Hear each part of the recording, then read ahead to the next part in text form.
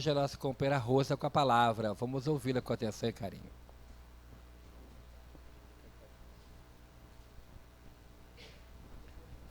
Bom dia a todos.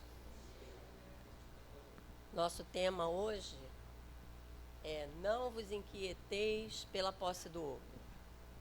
E nós vamos começar lendo as passagens de Mateus que Kardec colocou no capítulo 25, nos itens de 9 a 11. E Mateus coloca assim em seu evangelho: Não vos inquieteis pela posse do ouro, ou da prata, ou de outra moeda em vossa bolsa. Não prepareis nem um saco para o caminho, nem 2 roupas, nem sapatos, nem bastão, porque aquele que trabalha merece ser alimentado. Em qualquer cidade ou em qualquer vila que entrardes, informai-vos de quem é digno de vos alojar, e permanecei com ele até que vos fordes. Entrando na casa, saudai-a dizendo: que a paz esteja nesta casa. Se essa casa for dela digna, vossa paz virá sobre ela. Se ela não for digna, vossa paz retornará a vós. Quando alguém não quiser vos receber, nem escutar vossas palavras, sacudi, em saindo dessa casa ou dessa cidade, o pó dos vossos pés. Eu vos digo em verdade que no dia do julgamento, Sodoma e Gomorra serão tratadas menos rigorosamente do que essa cidade. Está em Mateus capítulo 10, versículos de 9 a 15. Então nós vamos lembrar que Jesus estava enviando os seus apóstolos para divulgarem a Boa Nova. Ele fazia recomendações importantes para proteger os apóstolos. Ele recomendava que eles não levassem ouro, moeda nenhuma, nem 2 roupas, porque naquela época, assim como hoje, qualquer exposição que se faça aguça a cobiça dos outros. Então, Jesus estava protegendo os apóstolos de sofrerem assaltos, de sofrerem violências, né? As recomendações dele iam além, porque ele dizia para que eles, ao chegarem na cidade ou na vila, procurassem uma casa que fosse digna de recebê-los. Ou seja, que os moradores dessa casa os atendesse com cordialidade, que quisessem hospedá-los e ouvir falar do reino de Deus. Naquela época não existiam, né, hotéis, resorts, nada disso. Então eles saíam para divulgar a Boa Nova e tinham que contar com a boa vontade e o carinho das pessoas que quisessem recebê-los. Por isso Jesus diz para que eles procurem aquelas pessoas que os recebessem de forma cordial, amorosa. E caso as pessoas não quisessem recebê-los e nem ouvir falar do reino de Deus, não recomenda Jesus que se aborreça com eles, ou que os amaldiçoe, ou que force uma mudança de ideia, de crença. Simplesmente diz para que eles sacudam a poeira dos pés, ou seja, se afastem em paz, porque cada um tem o direito de ter a sua própria crença, as suas próprias ideias. As viagens naquela época também eram muito difíceis, não tinham as facilidades que tem hoje. Não existia ônibus, trem, avião, navio, então eles precisavam caminhar a pé. Caminhavam pelo deserto, por lugares íngremes, debaixo de um sol muito quente ou de uma chuva muito forte. Mas eles precisavam atender às recomendações de Jesus. Porque o objetivo de Jesus era fazer com que aqueles apóstolos não dessem tanto valor às coisas materiais. E eles precisavam atender essas recomendações para se confiarem à providência divina. O nome já está dizendo, né? Providência divina. Deus provê as necessidades de todos aqueles que trabalham no bem. E isso é um fato. Aqueles apóstolos, quando foram convidados por Jesus, seguiram sem questionamento, mesmo não compreendendo muito bem que reino era aquele que o Rabi lhes falava. Muitos deles acreditavam que o reino seria na própria terra, né? O espírito Amélia Rodrigues coloca isso com muita beleza nos seus livros, nas suas obras. Pelos Caminhos de Jesus, Há Flores no Caminho, né? São vários livros que ela coloca sobre os apóstolos, falando sobre a aceitação deles. Eles tiveram que largar suas casas, suas famílias, suas funções. A maioria era pescador, mas eles não pestanejaram. Eles largaram tudo e seguiram Jesus. Aí a gente lembra de Paulo de Tarso, na entrada de Damasco, quando ele vê a imagem de Jesus, foi o convite também que ele recebeu. E ele fez uma modificação radical na sua existência, na sua vida. Nós também já tivemos o nosso chamado, né? Na entrada de Damasco. Já recebemos o convite através do Espiritismo. Falta-nos agora uma vontade firme para seguirmos Jesus. E nós, os espíritas, somos os convidados para continuarmos com a divulgação do seu evangelho, da sua doutrina. Nós não precisamos abandonar nossos lares, nossa família, nossos afazeres. Nós precisamos, sim, abrir mão de um pouquinho do nosso conforto, destinar algumas horas do nosso dia para atender aqueles irmãos que sofrem, para falar com eles sobre o nosso conhecimento, o que a doutrina nos ensina, falar sobre a reencarnação, falar sobre a vida futura, onde nós chegaremos exatamente como somos, nem melhores nem piores, exatamente como somos, né? A cada encarnação nós vamos nos melhorando um pouquinho mais.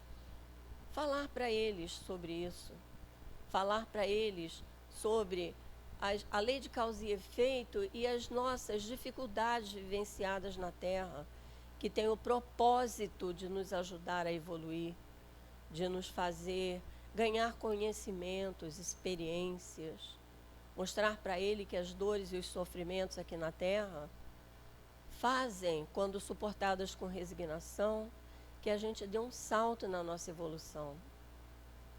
Que, via de regra, dor e sofrimento significa resgate. Resgate de atitudes que tomamos e que, graças a Deus, não lembramos, porque nós éramos brutos, nós éramos não fiéis, vamos dizer assim, aos ensinos de Jesus. Então, nós fomos convidados para continuarmos a divulgação do Evangelho de Jesus através do Espiritismo. O Espiritismo é o Evangelho redivivo. Hoje nós, no horário do Evangelho de manhã, nós vimos que nosso conhecimento do Espiritismo nos livra de muitas dificuldades, nos proporciona condições de avaliarmos cada situação que vivemos. Então, quando nós queremos, através do nosso conhecimento, ajudar aos outros irmãos a não sofrerem tanto também com as suas dificuldades, a serem mais resignados, a suportarem melhor as dores que são imputadas a eles por eles mesmos, porque em vidas anteriores agiram mal, né? E a lei de Deus, ela é universal. Ninguém tem privilégio na Terra, né? E quando nós nos propomos a esclarecer aos nossos irmãos, nós estamos atendendo a esse pedido de Jesus. Ele está nos remetendo aos nossos irmãos, sem que precisemos bater de porta em porta, sem que precisemos abandonar, como eu já falei, a nossa vida particular. Mas nós precisamos demonstrar, quando não pudermos falar, precisamos demonstrar o nosso conhecimento através do nosso exemplo. Então, diante da nossa dificuldade, de uma dor grande, de um problema grave, a nossa resignação e a nossa coragem falará por nós, sem que a gente precise falar nada. Nas lutas diárias com nossos familiares, o nosso comportamento diante das adversidades que surgem, muitas vezes um pensa de um jeito, outro pensa de outro, e aí criam-se aquelas situações, né, desagradáveis entre irmãos, entre família. Nós não precisamos ter sempre razão, nós precisamos buscar a paz. Então, quando nós agimos em nossos lares, buscando a paz, nosso exemplo falará por nós. E no trânsito, olha, o trânsito é um curso intensivo de caridade, de tolerância, de fraternidade, pedestre ou motorista, porque pedestre também, por vezes, sai da linha, né? E no trânsito, nós podemos exercer esse nosso ensinamento para contagiarmos os outros motoristas. Tem uma história que o Haroldo Dutra, o estudioso espírita e palestrante, conta que ele estava indo numa autoestrada com o filho no banco de trás, né? Não sei se vocês já ouviram esse fato. E tinha um motorista atrás dele que queria cortar de qualquer maneira. Então ficava acelerando, buzinando, e ele foi ficando nervoso. Ele é ser humano, né? Como nós. Foi ficando nervoso. E aí, quando finalmente o motorista consegue um jeito de ultrapassá-lo, ele vai abrir a janela, já exasperado, aí o filho atrás: pai, o que você vai fazer? Você vai xingar o moço? Aí ele para, engole, abaixa, levanta o vidro novamente. Não, filho, não vou fazer isso não. Aí o filho: já pensou, pai, se ele for alguém que assiste às suas palestras? Olha a vergonha que ele ia passar, né? Então, nosso exemplo fala muito mais por nós do que, às vezes, quando a gente precisa esclarecer alguém, que nós não vamos invadir, né, a ideia nem a opinião de ninguém, mas quando alguém chegar até nós e nós pudermos falar sobre a nossa doutrina, vamos fazer, vamos esclarecer, vamos dar a oportunidade a essa pessoa de conhecer a realidade da vida. Se não pudermos falar, se a pessoa não nos quiser ouvir, assim como Jesus recomendou aos apóstolos, vamos exemplificar. Nos dias de hoje, nós dizemos assim: mas é tão difícil dar o exemplo, né? Porque é um convite o tempo todo a você sair do seu prumo, da sua paciência. Aliás, a gente só perde aquilo que tem, né? Se nós não temos paciência, nós não perdemos nada. Nós nos impacientamos. Que a gente costuma dizer assim: ah, eu perdi a minha paciência. Não perdeu não, é porque não tem ainda. Porque o dia que tiver não vai mais acontecer de se exasperar.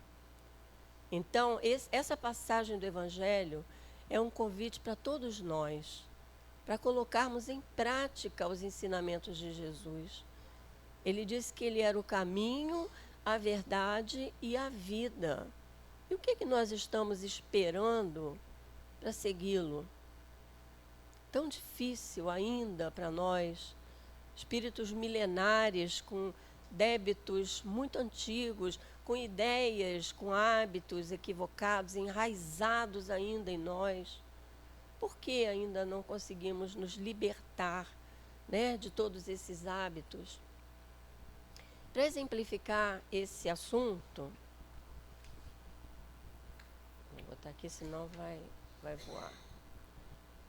Nós trouxemos esse livro, Cartas e Crônicas, do irmão X, que é o nosso querido Humberto de Campos, né?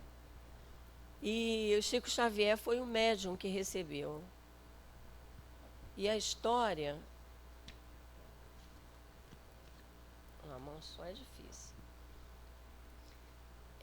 Tem o título de Espiritismo e Divulgação. Então, ele conta que Joaquim Mota era um advogado ilustre. Era espírita por convicção desde a adolescência. Então, ele acreditava piamente, aceitava sem nenhuma contestação tudo o que ele havia aprendido no espiritismo. Ele era um espírita convicto. Só que ele era um espírita à sua moda. Por exemplo, a biblioteca dele, né, tinha clássicos de todos os grandes nomes, escritores. Tinha lá os livros das leis, né, que ele, como advogado, precisava consultar. Ficava tudo na sala, na estante, expondo. Os livros espíritas ficavam guardados numa cômoda, no quarto. Ele não falava para ninguém que ele era espírita. Ele dizia que religião é uma questão de consciência. Cada um tem a sua. E ninguém sabia que ele era espírita. Apesar de ser um advogado brilhante, né, de agir sempre corretamente, com muita dignidade, ninguém sabia que ele era um espírita. E ele tinha um amigo chamado Licínio Fonseca. E o Licínio, também advogado, era amigo quase irmão. Eles trabalhavam juntos, advogavam juntos, nas férias passeavam juntos, ele, a família, eram assim inseparáveis. Só que Licínio havia desencarnado aos 60 e poucos anos, depois de 26 anos de convivência com o Joaquim Mota. E ele estava inconsolável. Era uma tristeza só, apesar de conhecer a realidade da vida espiritual, de saber que seu amigo não tinha morrido, que ele estava em algum lugar na pátria espiritual. Ele não se conformava, ele queria muito ver esse amigo, rever esse amigo. E ele, nas suas orações, pedia muito a Deus que isso pudesse ser possível, porque ele tinha certeza de que o amigo estava vivo, né? E aí é permitido, e os amigos espirituais, a equipe que iria ajudá-lo a ir até onde estava Licínio, no hospital, no plano espiritual, ajudam ao Joaquim Mota no momento do desdobramento do sono, porque todos nós, quando dormimos, nosso espírito nós, espíritos, nos afastamos do corpo físico e vamos visitar pessoas, rever amigos, viajamos pelo espaço, né? Muitas vezes, quando voltamos, não lembramos. Outras vezes, fazemos uma mistura aqui com o que tem no nosso cérebro, e aí vem em forma de sonho, às vezes bizarros, né? Mas eles ajudam o Joaquim Mota a ir até o hospital onde está o Licínio.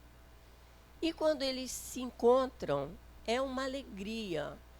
Eles choram, se abraçam. E a partir daqui eu vou ler a conversa que os dois tiveram, que é para a gente não perder nada, nenhuma frase. que é muito importante. Então, quando o Joaquim Mota chega próximo ao leito do Licínio, eles se abraçam naquela empolgação de estarem se revendo. Licínio diz assim: Mota, meu caro amigo, a morte é apenas uma mudança. Cuidado, meu amigo, muito cuidado. Quanto tempo perdi em razão da minha ignorância espiritual. Saiba você, Mota, saiba você que a vida continua. Mas eu sei disso, meu amigo. Desde muito cedo entrei no conhecimento da imortalidade da alma. O sepulcro nada mais é que a passagem de um plano para outro. Ninguém morre, ninguém, falou Joaquim. O Licínio vai e fala: você sabe então que o homem na terra é um espírito habitando provisoriamente o engenho constituído de carne? Que somos no mundo inquilinos do corpo? Sei sim, respondeu Mota. E você já foi informado de que quando nascemos entre os homens, conduzimos ao berço as dívidas do passado, com determinadas obrigações a cumprir? De modo perfeito. Muito jovem ainda, aceitei o ensinamento e a lógica da reencarnação. Mota, Mota, gritou Licínio. Você já consegue admitir que nossas esposas e filhos, parentes e amigos, quase sempre são pessoas que conviveram conosco em outras existências terrestres? Que estamos enleados a eles frequentemente para o resgate de antigos débitos? Sim, meu caro amigo, não apenas creio, sei que tudo isso é a verdade inconteste. E você crê nas ligações entre os que voltam para cá e os que ficam? Você já percebe que uma pessoa na Terra vive e respira com criaturas encarnadas e desencarnadas? Que podem existir processos de obsessão entre os chamados vivos e mortos, raiando na loucura e no crime? Claramente, sei disso. Aí Licínio agarrou na mão do Joaquim e gritou: Mota, Mota, ouça, você está certo de que a vida aqui é a continuação do que deixamos e fazemos? Já se convenceu de que todos os recursos do plano físico são empréstimos do Senhor para que venhamos a fazer todo o bem possível e que ninguém, depois da morte, consegue fugir de si mesmo? Sim, sim, balançou a cabeça o Joaquim Mota. Nesse instante, o Licínio se desvairou, agarrou o braço do Mota e começou a gritar: Fora daqui, embusteiro! Fora daqui! E o Joaquim falando: Licínio, meu amigo, que venha ser isso, acalme-se. Sou eu, Joaquim Mota, seu companheiro do dia a dia. Nunca embusteiro, mistificador. Se ele conhecesse as realidades que você confirma, jamais me teria deixado no suplício da ignorância. Meu amigo Joaquim Mota é como eu, enganado nas sombras do mundo. Ele sempre foi o meu melhor irmão. Nunca, nunca permitiria que eu chegasse aqui mergulhado em trevas. E aí, os amigos espirituais que estavam presentes acharam melhor retornar com o Joaquim Mota e devolvê-lo ao corpo. E ele acorda na mesma hora, lembrando de cada palavra que ele ouviu do Licínio. E a partir daquele momento, ele se convenceu de que ele tinha que ser um espírita verdadeiro. Ele tinha que falar sobre a sua doutrina para todos aqueles que o quisessem ouvir, sem forçar consciências, mas divulgando a sua doutrina, que era tão consoladora para ele, e ele tão egoisticamente não falava para ninguém. Então, que nós Prestemos bastante atenção nessa história e vamos fazer a nossa parte. Muita paz a todos.